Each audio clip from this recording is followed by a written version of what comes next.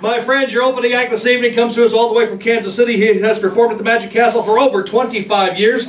He puts on major magical extravaganzas around the world. We're very lucky to have him here. Please, my good friend, give it up for David Sandy. Thank you, Tom. Thank you. How is everyone tonight? Feeling good? All right. Welcome to the Magic Castle. My name is David. I come from Kansas City, Missouri. Oh, thank you. Thank you. That was one person. All right.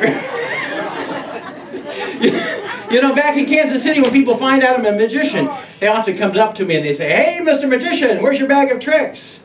Well, I don't carry one around, but I'd like to show you a trick of the bag. Check it out. What it is, it's a little black bag. What you're actually looking at is the inside of the bag. Check this out. What's your first name? Josephine? Josephine, if I turn it inside out like that, that would allow you to see the outside of the bag. Josephine, I'm going to let you know a little secret. This bag has a trap door. It's a zipper. It goes all the way across the bottom like that. See there? In fact, I open up the trap door now. You can see all the way through. Yes? Right. Nothing in the bag, right? Nothing there? Just some cloth? All right, Josephine, it's going to be your job to make sure that trap door remains closed. Yeah, zip it closed like that. It's closed. Take your hand, if you would, and poke it down to the bottom of the bag. Make sure the trap door is closed. Yes?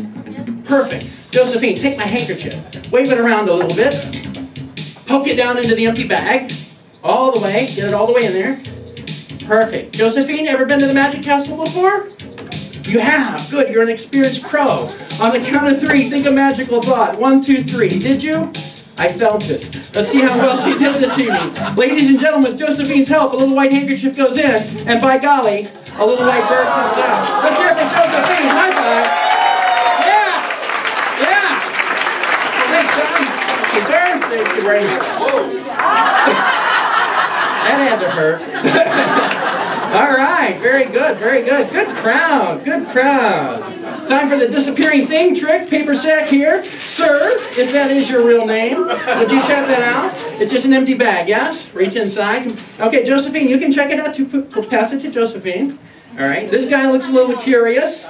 Okay, yes, I can tell, sir. All right, go ahead, pass it all the way down. Everybody gets to touch, everyone gets to feel. Check it out, just an empty bag, no trap doors, secret compartments, wires, mirrors. Sir, when it gets to you, pass it to the guy behind you. He'd like to check it out. In fact, go ahead, what the heck? Pass it all the way down the outside of the room. Everyone gets to reach inside. When it gets to the back of the room, pass it right across the back row, all the way over here. It'll come right about through here. When it gets back to you, sir, you'll hand it to me, and I'll do a miracle with a paper sack. Pretty exciting, huh? Yeah. All right. Good deal. Where is it? It's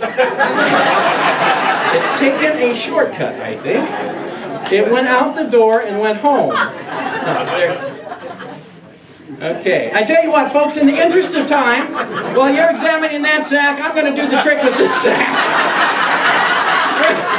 We're on a schedule. All right, whoever's got the sack, keep it. It's a souvenir. It's empty, right? All right, very good. How many beer drinkers in the crowd? Let me hear you. All right, very good, very good. How many Budweiser beer drinkers in the crowd? You see that? They drop like flies right there. Yeah. Look at this. I'm going to do it anyway. Bottle of Budweiser goes inside the paper bag just like this. Sir, I wish I could sit out there and watch it myself. It's very good. Watch this. Here we go. Bottle of beer in the bag. All right, here we go. I wave my hand once, twice, 3 times. Ladies and gentlemen, believe it or not, the bottle of beer has vanished into thin air as if by real magic. I'll check to make sure. Yes, it's completely gone. Thank you! Come on, people, I'm working up here. I know what you're thinking. I know what you're thinking. You're saying to yourself, that's a pretty darn good trick. But if this guy were really a good magician, he could make it come back. For you, I will try. I snap my fingers over the empty sack, get ready to be amazed, reach inside, there it is, bottle of Bud back in the bag. Yes, miracles at the Magic Castle. Thank you. Thank you. I sense some skepticism. I do. I'm feeling it's over in this area, a little skeptical. Some of you are thinking, I'm not sure that bottle ever left the bag in the first place. Yeah, you're the thinking. I'll tell you what, I'm going to do it one more time. This time, after it disappears, I will prove to you beyond a shadow of a doubt there's no bottle in the bag. Okay, fair enough? All right, let's do it again. Here we go. Bottle in the bag, clearly in the bag. I wave my hand once, twice, 3 times. Once again, it has vanished into thin air. like a fading mirage in the desert. I'll prove it to you. All right, check it out. It's not there. Check it out. Look at this. You're not going to be laughing here in a second. Watch this. All right, very good.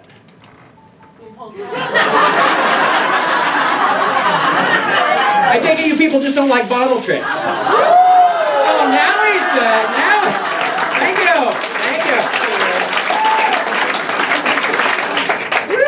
you. Souvenir, sir. Souvenir. Whoever gets it can have it. All right, I got to sit down for a second. I got to sit down. We're going to talk.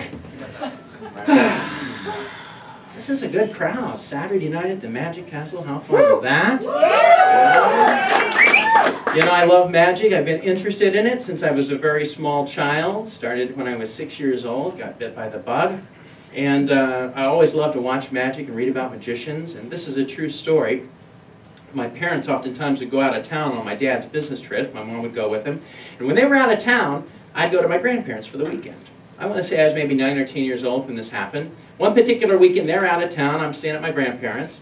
I open up the TV guide, and lo and behold, there it says it in black and white, Saturday, 2 o'clock, the Masters of Magic TV special. I was so excited because back then we only had 3 channels, no dish cable or anything like that, just 3 channels. So it was rare when magic came on TV. Anyway, 15 minutes before 2 o'clock, I'm sitting on the floor in front of the only TV in the house. My grandpa's over there in his easy chair. He agrees to watch the show with me. 2 o'clock rolls around, and ladies and gentlemen, the magic begins. I was so excited. All these magicians came out on stage, one at a time, and they did these incredible magic tricks. Beautiful.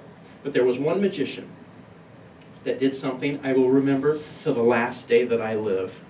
You see, he came out on stage, invited his assistant to join him. He made this little table or platform, altar, what have you, for her to lie down. She got up on it, she'd lie down. He stood behind her. He very magically, mysteriously waved his hands over the top of her. And then at that point, folks, he reached down under and he grabbed a hold of the table and he pulled it out from under her. And that lady remained suspended or floating in midair. It was the most magical thing I'd ever seen. And at that point, my grandpa, sitting in his easy chair, looked down at me over the top of his reading glasses and he said, "David, the day you can do that trick, then I'll be impressed." Well, you know, impressing my grandpa was pretty important to me. So as soon as my parents got back to town, I immediately ran out to the garage, grabbed a hold of anything I could find, scrap lumber, step ladders, anything I thought might work, got it all in the middle of the garage, got it all set up, made this little platform-like thing here in the middle of the garage. I stood behind it. I imagined an audience on the other side of the garage, waiting to watch what I was about to do. I got it all set up. I invited my little sister to join me. She came out. I convinced her to lay down on this contraption.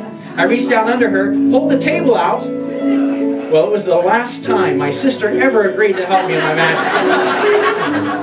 Unfortunately, my grandpa passed away a couple of years later, and I was very sad I was never able to show him that I could cause the lady to float into midair. But then at age 15, a magician took me under his wing, became my mentor, and taught me the secrets of magic, including the secrets of levitation. And I would like to share that illusion with you this evening. But instead of causing my little sister to levitate, I thought it'd be much more magical, much more memorable, if I could actually cause one of you to levitate in midair. All right? Let me come out here. I'm going to find somebody that looks like my sister. No, sir, it's not you. I'm just kidding. I'm looking for a beautiful lady who will help me. Would you help me with this? Would you mind holding her drink? Well, let's make a little room for her to get out. Gentlemen, you might have to stand up. It's a little tight seating in here. Very good. All right, thank you, sir. Thank you. Come on up here. Oh, yes, your hand's nice and cold. You've been holding your drink, haven't you? All right. All right, very good. Very good. Yeah! That's so awesome. Hey there, what's your name? Heidi. Heidi? With a K. Heidi. Yes. That's a beautiful name. Thank you. Heidi, thanks for agreeing to come up and help me with this. Heidi, I have to ask you, have you ever had any dreams or fantasies of flying or floating in midair? You'll play along tonight, won't you? Sure. Here's what's going to happen, Heidi. You see, you're going to play the part of my little sister, and I'm going to play the part of me. All right? Or you could play me, and No, it's better the fresh water. All right, Heidi, I do appreciate you coming up here. I promise you everything will come off just fine.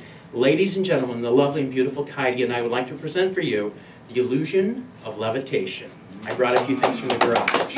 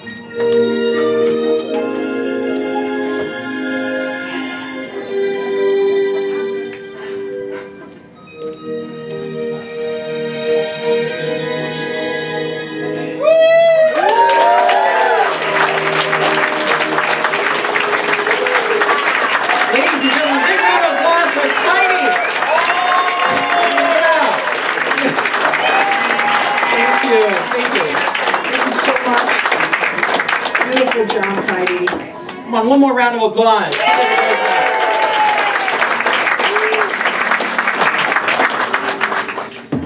Okay, let me ask you guys a question. How many of you here this evening, whether as a child or perhaps as an adult, be honest, have ever wished upon a star? Let me see your hands. Oh, good. So many of you. Perfect. I too, once upon a time, wished upon a star. As I mentioned, I grew up on a farm in northwest Missouri. And one evening, as a 6-year-old child at about dusk, I walked outside of my parents' farmhouse, stood on the front porch, looked up in the sky, and there I saw it. Not the first star of the evening, but a full moon. It was big, it was round, it was golden orange, and it was beautiful. Well, ladies and gentlemen, I would like to recreate that childhood memory for you this evening using a napkin, just a cocktail napkin. Here's what I propose to do. In just a moment, I'm going to take the napkin, and fold it a few times. And then after folding it, I'll tear it just once, in an attempt to tear a circle out of the center of the napkin. That circle representing that full moon I remember as a child of 6, 43 years ago.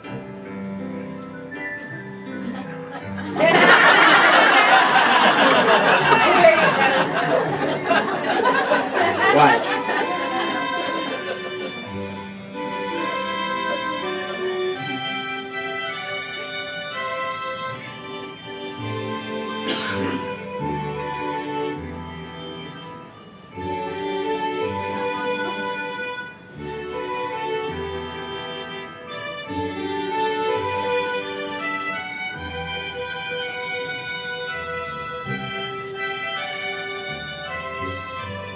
One tear.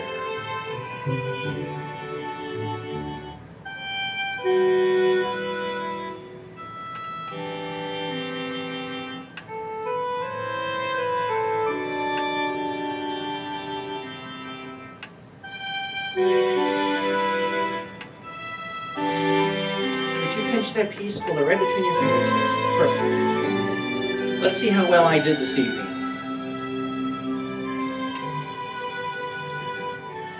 Not too bad. You know, I stared at that full moon for a few moments, and then I looked to the right across the horizon, and there I saw it, the first star of the evening, and I made a wish. Do you know what I wished for? I'll tell you. I wished that I could do magic. Watch this.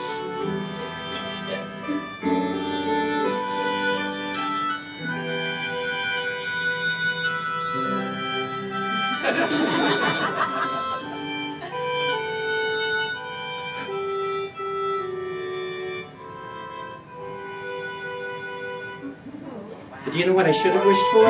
Could I have the circle we tore out of the center? Thank you. Ladies and gentlemen, I should have wished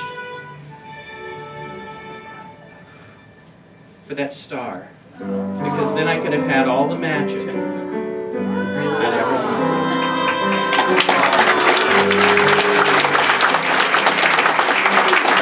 Ladies and gentlemen, David Sandy. Please bring back out one more time, David Sandy.